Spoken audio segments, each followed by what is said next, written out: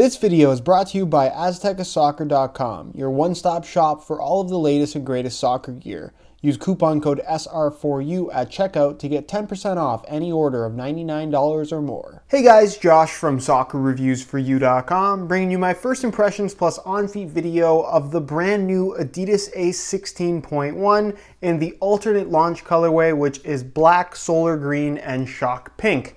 Now inside the box they do include a string bag to go along with the shoes themselves. The string bag, as you guys can see, is black and green in color with the actual pattern that you'll find in the upper printed on the bag. You'll find the Ace logo in pink.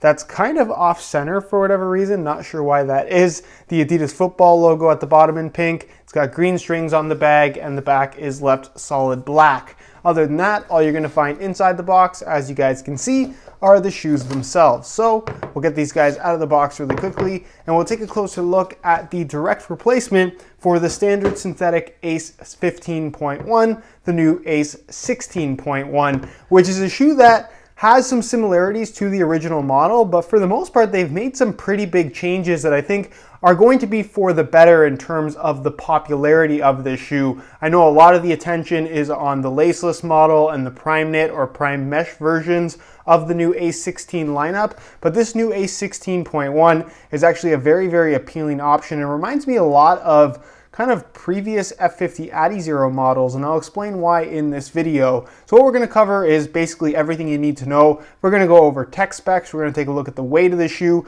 we're going to talk about how they fit and feel on feet, and like I said, cover everything you should know about these if you were considering them as your next pair of shoes. So stick around, watch the entire review if you're interested in learning more, and if you guys are interested in a pair of these for yourself, be sure to check out the review page on my website. That'll be the very first link down below in the description of this video. On that page, you'll find buy it now links with exclusive SR4U coupon codes where you'll be able to pick these guys up below their normal $200 retail price. So again, if you're interested in a pair, first link down below, go ahead and check it out. And with that being said, let's get right into the review. To start things off, let's go over all of the new tech specs. So for the Ace 16.1, this being the synthetic upper variation, they've maintained the same 3D control web upper, but obviously it's gone through a slight redesign. So it does have the same texturing, it's got the same kind of triangular pattern as you guys can see, but through the midfoot, they have changed out the support system. Where the Adidas stripes are actually located on both the lateral and medial side,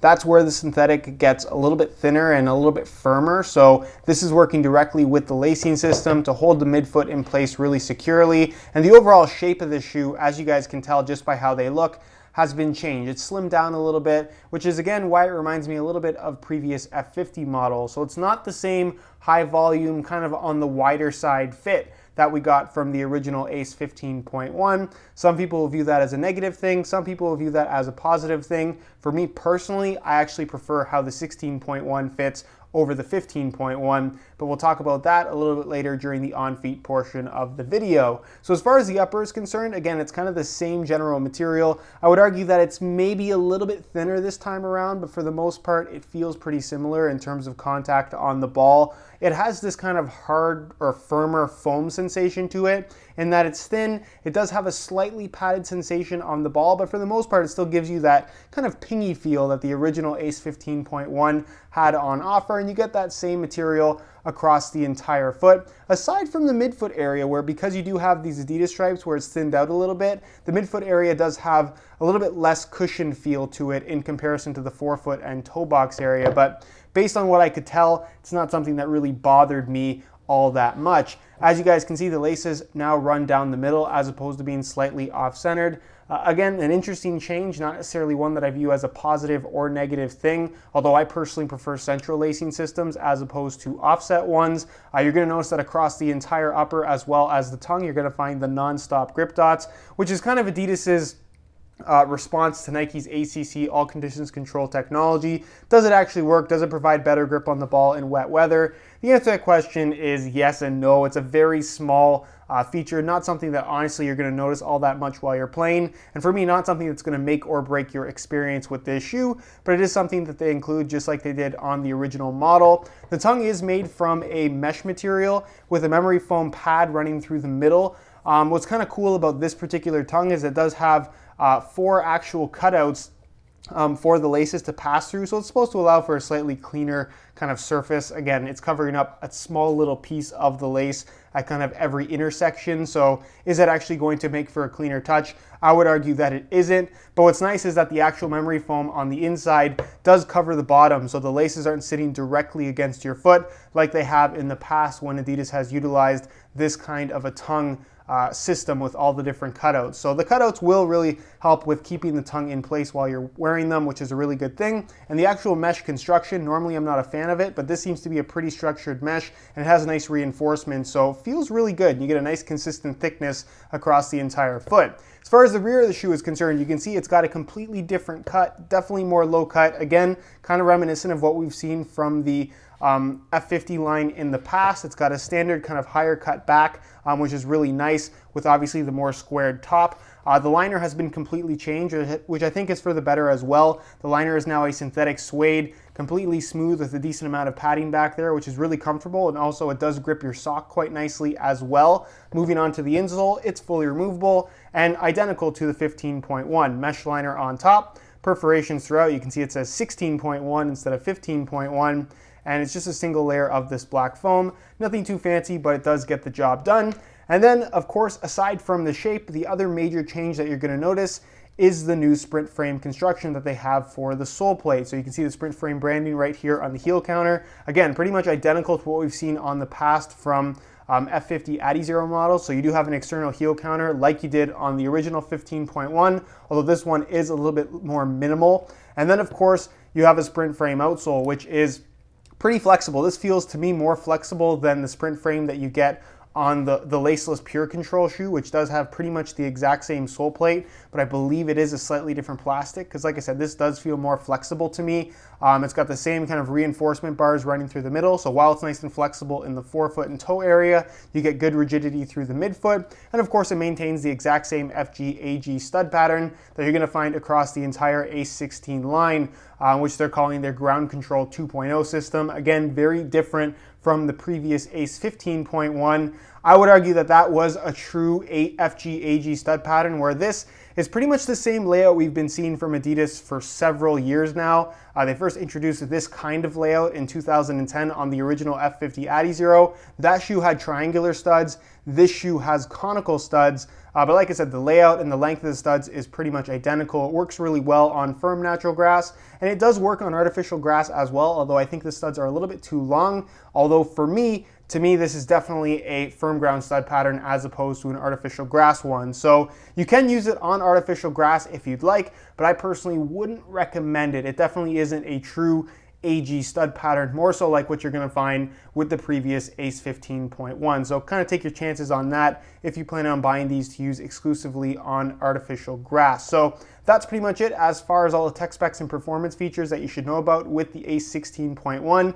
It's got the same elements or similar elements to what we saw on the original, but they've definitely changed up the design in a pretty significant way that I think changes not only the feel of the shoe in a pretty major way, but it's also going to change who this shoe is going to appeal to, which for me personally, I think is going to be a much bigger audience than the original Ace 15.1. Perhaps the biggest change coming from the 15.1 to the 16.1 is the weight. So I thought we'd compare the two in real time using this scale. Keep in mind these are both in brand new condition and both the exact same size 9 US. We'll start off with the 15.1 model, throw it on the scale, and you can see that they weigh in at 9.1 ounces, the equivalent of 257 grams. So we'll change the scale back to ounces, pull these off, and we'll throw on the 16.1, and you can see that they weigh in at 6.9 ounces, the equivalent of 195 grams. So they are a little bit more than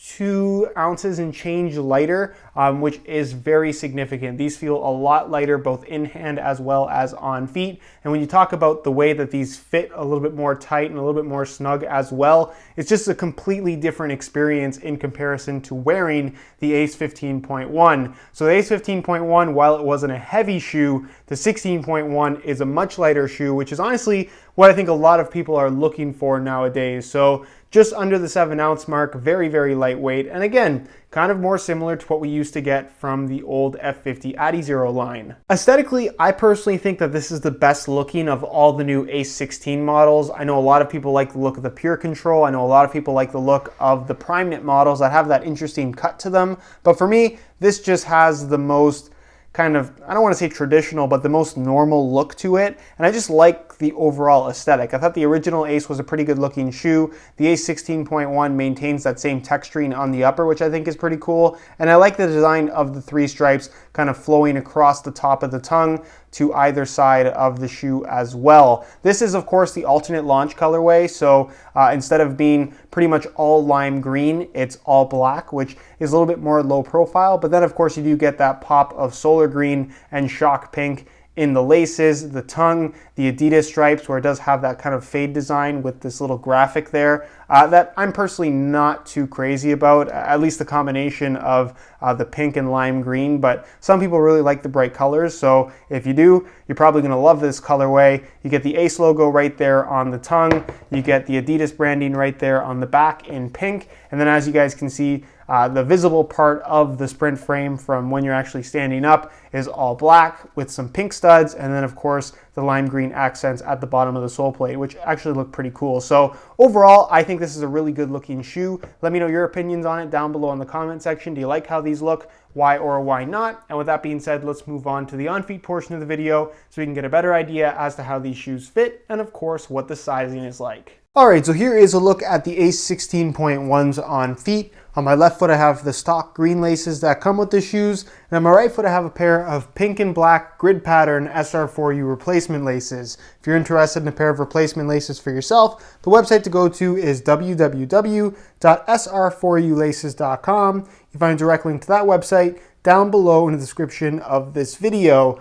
Now in terms of how these things fit and feel on feet, they're actually very, very comfortable from right out of the box. Like I mentioned earlier in the video, they've changed the shape a lot in comparison to the Ace 15.1, and I thought a lot of that has to do with the completely new Sprint frame base that they've implemented on this particular shoe. It's a little bit tighter through the midfoot. It has a pretty decent amount of volume and kind of width in the forefoot and toe box area, so it's not narrow by any means, but it definitely is a tighter fitting shoe in comparison to the original, which again, I don't necessarily think is a bad thing. I think more people are going to prefer the fit, especially in the heel. It's kind of a more normal, slightly lower cut type of feel, but very locked in, very, very secure, especially with that new lining material. I know some people did find the Ace 15.1 to be a little bit slick, just depending on how it fits you. But like I said, it's going to be one of those shoes that fits really well. The synthetic is pretty flexible from right out of the box, gets more flexible over time, and it just feels good on your feet. There's really nothing to complain about here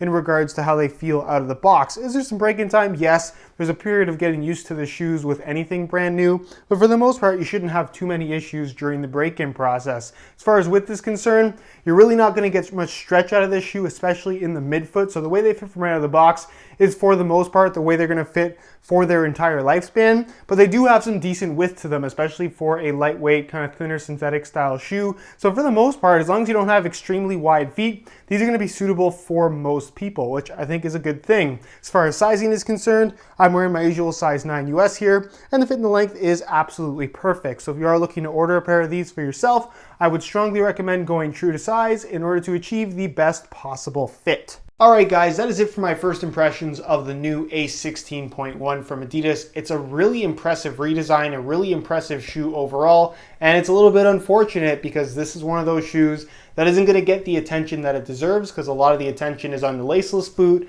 and all of the knitted models from Adidas as well. So let me know your thoughts on this shoe down below in the comment section. Expect to see more content on this shoe in the very near future on my channel. I'm going to get to testing these things out right away. If you guys are interested in a pair of these for yourself, be sure to check out the review page on my website. That'll be the very first link down below in the description of this video. On that page, you'll find Buy It Now links with exclusive SR4U coupon codes where you'll be able to pick these guys up below their normal $200 retail price. So again, if you're interested in a pair, first link down below, go ahead and check it out. If you have any questions regarding this particular shoe, leave them down below in the comments, and I definitely will get an answer out to you. If you enjoyed today's video, found it helpful and informative, be sure to support it with a like. Subscribe if you haven't already for daily videos on all the latest and greatest soccer gear. You can find all my social media information linked in the description as well.